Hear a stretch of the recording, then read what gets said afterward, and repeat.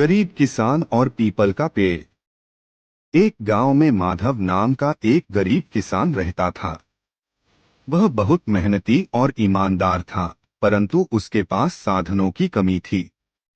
उसके खेत में एक पुराना पीपल का पेड़ था, जो बहुत बड़ा और छायादार था।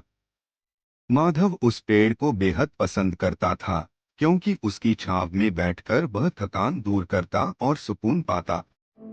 गांव के लोगों का मानना था कि उस पेड़ में कोई जादू है और अगर उसकी पूजा की जाए तो मनोकामनाएं पूरी हो सकती हैं। माधव को यह बात अजीब लगी और उसने इसे सिर्फ अंधविश्वास मानते हुए नजरअंदाज कर दिया। एक दिन गांव में एक बड़े व्यापारी ने उस पेड़ को काटने का प्रस्ताव रखा और इसके बदले माधव को बहुत सारे पैसे देने की बात कही।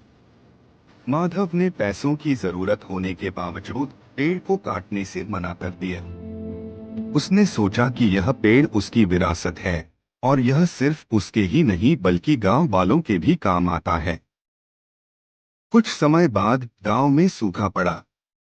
कई खेत सूख गए, पर माधव के खेत में उस पीपल के पेड़ की वजह से नमी बरकरार रही।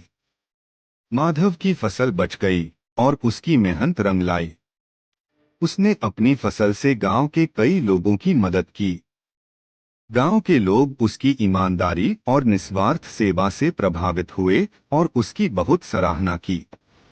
माधव को यह समझ में आ गया कि वह पीपल का पेड़ ही उसकी सबसे बड़ी संपत्ति है। शिक्षा, प्रकृति हमारी सबसे बड़ी धरोहर है। हमें पैसों के लालच में उसे नुकसान नहीं पहुंचाना चाहिए, क्योंकि प्रकृति की रक्षा ही हमारे भविष्य की सुरक्षा है।